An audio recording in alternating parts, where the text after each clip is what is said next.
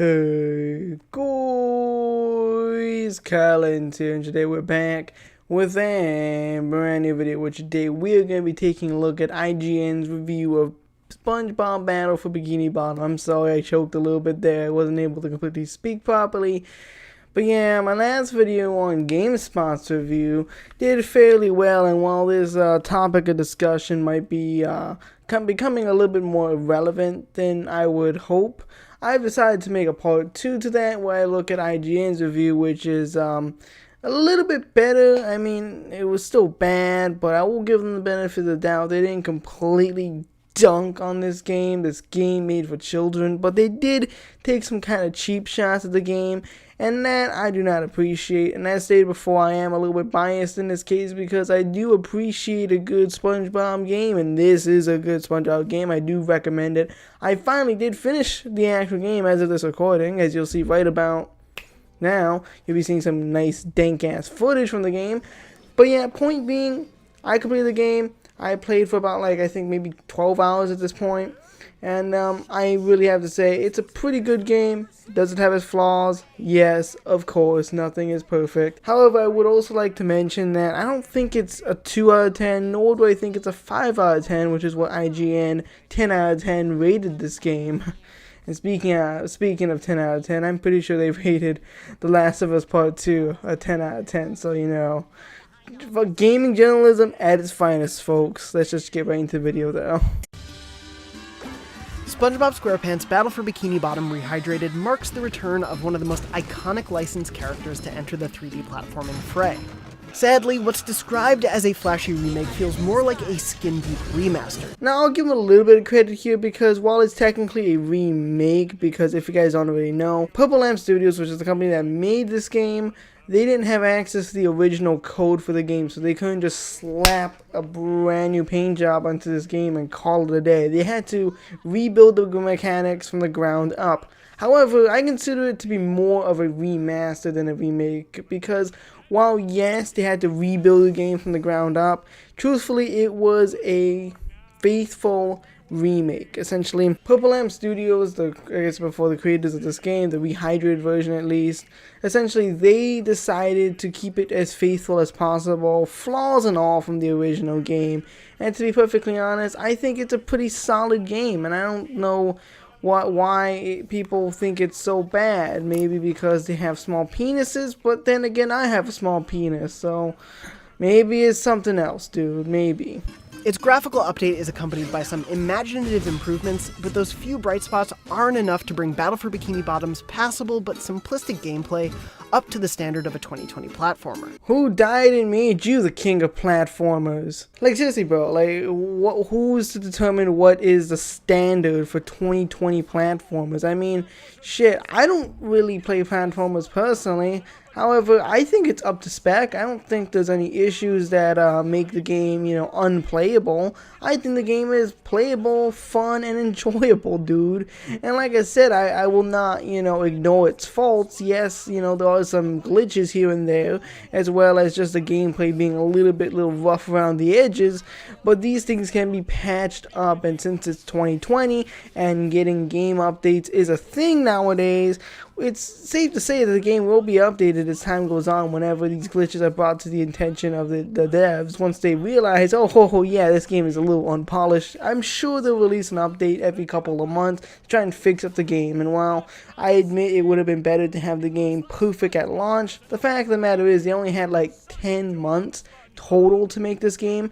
And on top of all that, it's a low-budget SpongeBob licensed video game. So the fact that it is as good as it is and comes at the low cost of $30 fucking, I think that it's well worth the cost. And it's certainly a fun nostalgia trip for many. And it's just a fun experience for kids in this generation who didn't get a chance to play the game back when it originally came out back in 2003.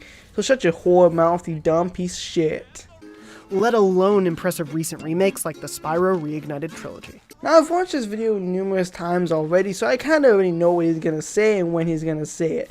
And I'm just going to straight away say that I hate the fact that he keeps comparing BFBB the Rehydrated edition to other remakes of other platformers, because quite frankly, I don't give a shit about those other platformers. I don't have the same nostalgic feeling as I do for BFBB Rehydrated, but on top of all that, I just don't play those games personally, and I don't think comparing this game to other games is right. This game is a completely different game from other remakes. It's a completely different stylistic choice in terms of a remake. In terms of a remake, like I said before, it teeters a line closer to being a remaster. It's just here to look nice and be faithful to the original work, because that's what lots of people in the BFB community wanted. They all wanted a faithful remake of the game, since we couldn't have a remaster because, like I said before, Purple Lamp Studios didn't have access to the original code by Heavy Iron. But that's just a little bit of a facts for you. I guess IGN isn't exactly known for their intensive research, so I will admit though, the choice of music from the original show is pretty nice. I do appreciate the soundtracks they have from the original show. I just hope that this fucking soundtracks don't get me claims. They probably will. Probably. But you know, I've learned to accept that, considering I don't make money off these videos anyway. But you know, hey, I just thought I'd point that out. As I revisit Battle for Bikini Bottom, hold your horses there, my friend. You have to warn me before you show such graphical images, dude. Fucking hell, man, I'm about to orgasm, dude. It's so fucking sexy, dude. I mean, I love the fucking Rehydrated, but oh my god. Looking at this footage, or this short little clip from the original game, oh, it gets me moist, dude. It's so fucking hot. It's such a turn on, dude. Sexual jokes aside, though, it's genuinely a really nice game. I do have to say that. Like, I mean, even after 17 years, dude, the fucking game still ages well. It just confuses me why this dude fucking hates it so much. As I revisit Battle for Bikini Bottom nearly 17 years later, Rehydrated's 10-ish hour campaign showcased all the missed opportunities to truly modernize this game for first-timers and those of us who look back on it fondly. What modernization does it need? Like, please explain to me what improvements could have been made to make this game even better than the original. Because in my opinion, the gameplay mechanics from the original work perfectly fine. Like, I don't see an issue with it, and I don't think it really deserves to be shit on like this. To its credit, Rehydrated runs cleanly on PS4 Pro. Its remastered soundtrack's cheery tunes have earwormed their way into my mind, and the actual feeling of running, jumping, and bubble blowing as SpongeBob is precise and responsive. Now, I will agree with that. The graphical update was absolutely gorgeous. When I first saw the gameplay trailers, I was a little worried that it would look a little too bright and cheery. But playing it now, it truly does look really nice. Like, the lighting is really, it works really well, like, you know. And there's a lot of contrast as well, I must admit. And none of these reviewers talk about this, but I really do appreciate the contrast, you know. Because, you know, there's worlds in the game where it's really well lit, like Jellyfish Fields and Goo Lagoon, which is really bright and colorful. And then once you start getting to like the midsection of the world, you have like more darker, dim-lidded worlds like Rock Bottom and the Murmur Layer. And when you finally get to the final, you know, area of the world, you will get to Dutchman's Graveyard and Kelp Forest, both while being, you know, a little bit brighter than the original because, you know, the lightings in the original was shit. It still is dark and has that eerie feeling, and I feel like the contrast between the more upbeat and cheery worlds really do blend well in comparison to the more darker, dim-lidded worlds, and I do think that that's what the game did really well. It balanced it out. While there are a bunch of light and, you know, bright worlds that, you know, are like eye candy to us, there are more darker and dim-lidded worlds which, you know, have like an eerie feeling to them because, you know, they're the more darker areas of the show. You'd have expected a game about a sponge to have maybe soaked up some of the ideas that have come along since then. I get it. F is for friends who do stuff together. U is for you and me. And it's for any. Fuck you, dude. You're using nostalgia against me, my dude. Faded memories? What the fuck is your. What? Like, for fuck's sake, dude. The only thing faded about this review is you, my dude. That didn't really make sense, but what my point is, the game, like, I don't understand what he means by faded memories. Like, you know, all my old classic nostalgic memories of playing this game on my PS2 is gonna fade away because this game is so fucking shit. Like, oh my god, this game is so fucking shit. It's gonna make all those fun memories he had playing the original just poof, fade away because it's so shit, and all you're ever gonna think about when you hear the words Battle for Bikini Bottom is shit, shit, shit. Fuck, dude. This is why gaming journalism is fucking dead at this point. No one's gonna take you seriously when you rate a fucking SpongeBob game that everybody seems to love a 5 out of 10, a mediocre. Well, like I said before, at least it's better than fucking GameSpot's review, dude. Like, shit. Unlike a remaster, a remake can and should do its best to modernize and improve aspects of an original game that haven't aged well. Not exactly, now that I think about it personally, because while yes, it's understandable that remakes should, you know, improve the game's quality, I feel like in some cases, like you know, Battle for Bikini Bottom Rehydrated, it doesn't necessarily need to. I mean, the gameplay mechanics has aged well, at least in my opinion, and the opinion of many people who played the original and the rehydrated version till this day. But not only that, I think in some cases, not only if the controls and gameplay mechanics age well, I think if you just want to create a similar gameplay aspect to the original, I think it's perfectly fine and valid to actually, you know, keep the original gameplay mechanics, and you know, you don't need to add anything new to it. And as the reviewer will say later on in the video, one of the examples he uses is the fact that you have to use bus stops instead of pressing a button on your controller. I have to ask, why do I have to keep trudging back to a specific location to switch characters instead of just quick swapping with a button? Now, I will mention this later on in the video, but I kind of want to mention it here because I just brought it up. The reason why they didn't do that, and the reason why they keep the bus stops, is A, to be faithful to the original, but also B, if they were to have, you know, a button or something you could press, you know, to change characters, you know, like fucking like that. That would change the gameplay and the level design drastically, because the levels are centered around a specific character, and whenever you need to swap out to another character to complete a puzzle, there's always going to be a bus stop nearby. So to have a button to change from like Patrick to SpongeBob, or SpongeBob to Patrick, or SpongeBob to Sandy, or Sandy to SpongeBob, you could essentially, you know, break the game, because Sandy has her own moves that can make gliding across large areas a lot more easier, whereas if you were to play as SpongeBob, you'd have to complete a puzzle in order to get past that area. Every entrance to a new area is saddled with a few seconds of loading time, even when going into a small building like Patrick or Squidward's one-room homes. It's understandable to be a little bit annoyed by, you know, these, you know, loading screens. I mean, to be fair, it can be a nuisance in some games, especially if it takes like 5-10 minutes for a loading screen to, you know, load. But in SpongeBob Battle for Bikini Bottom Rehydrated, at least in my opinion, and let's let you guys know, I played it on PC, the loading screens were pretty damn quick if you ask me, especially when it was in those smaller areas. It would only take like a couple seconds, and even loading like a big area like Jellyfish Fields or Rock Bottom or something like that, it only took like maybe 5 seconds. But that could be because I play on PC and my PC is actually pretty decent. Now I do understand that on certain consoles, cough cough, Switch, cough cough, I do understand that the loading screens can be a nuisance, and you know what, I'll give the game shit for that. However, the fact that, you know, it has such a massive graphical improvement, runs at a solid 60 frames per second, and for the most part doesn't have any other graphical errors or issues, the fact of the matter is, I think a 5-10 second loading screen is perfectly valid. I mean, it has to load in a lot of textures and shit. All three playable characters, SpongeBob, Sandy, and Patrick, have the same repetitive few lines of dialogue that they bleed out after finding collectibles, grabbing health, or hitting enemies. Well, I must admit that this definitely can get annoying at times. Truthfully speaking, there's an option to turn down the voice volume. You could always just do that. And if you don't want to do that, you could just kind of ignore it. I mean, it's not that annoying, or it's not that, you know, bad or problematic. It's actually, I wouldn't even consider it an issue in my personal opinion, because I don't really care. I don't even listen to the fucking voice audio. I just fucking play the game, and I don't even pay attention half the time. I'm just focused on, playing the fucking game. This dude is so fucking concerned about the fucking audio and listening to the characters repeat themselves over and over and over again, which I do admit is a problem, or can be a problem.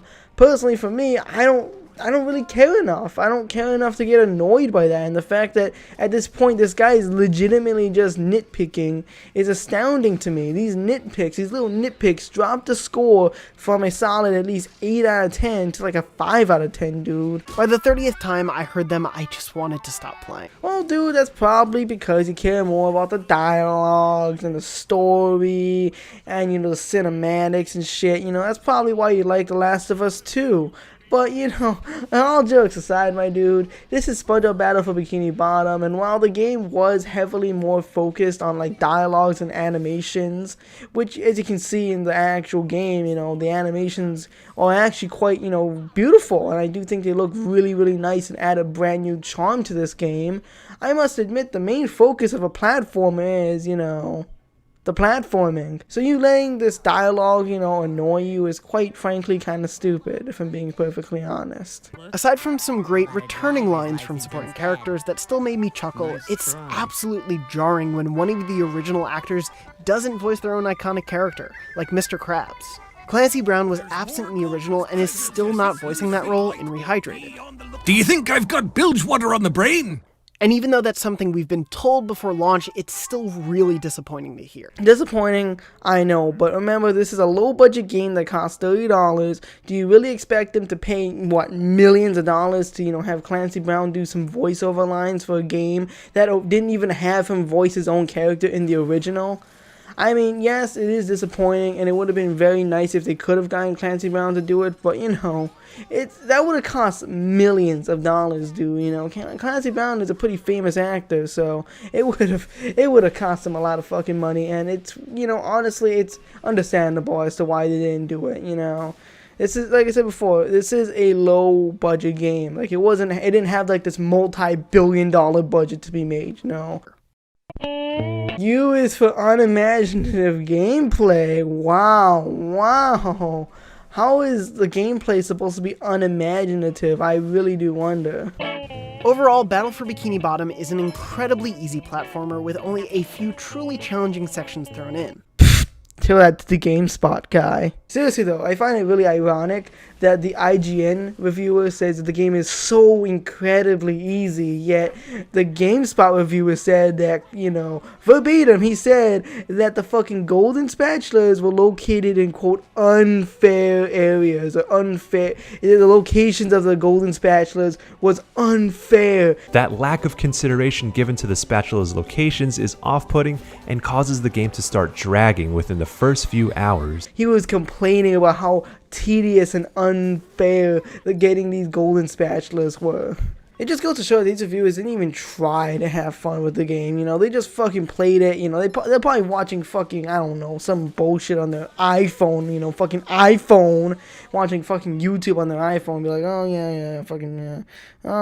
Oh, he said that line before, I'm gonna write that down in my review, he repeated himself. Oh, loading screens, oh my god, oh, what an abhorrent, disgusting, get this filth off my screen. Oh yeah, that's going in the review, man.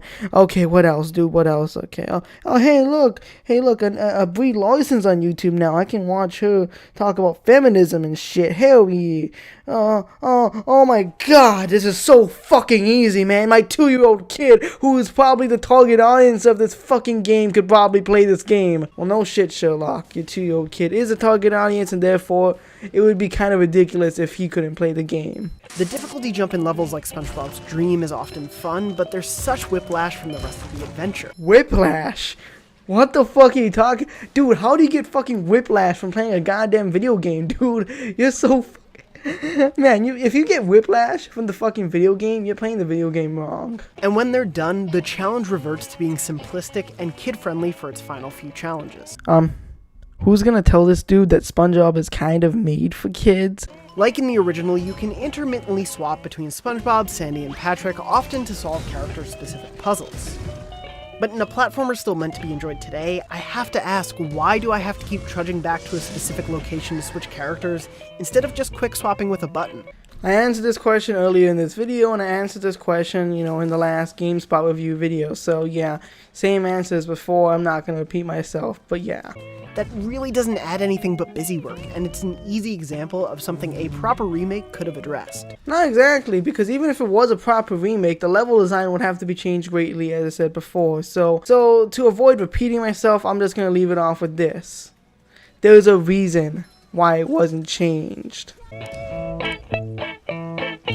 Wow, that whole unimaginative gameplay section was quite short and mundane and had like almost little to no criticism to be offered. Yes, I do admit that there was a few little things he talked about, but realistically all the criticism, could be answered with a very simple, answer, Battle for Bikini Bottom does add a new wave-based horde mode that lets you and one other person, either locally or online, battle against wave after wave after wave of the robotic enemies you fight in the campaign. And it is a waste of your time. Now, while me personally, I haven't got a chance to play the game mode because I don't have any friends except my friend the tree. While with that in mind, I must admit that, having this game mode bring down the overall score of the fucking game is just fucking ridiculous.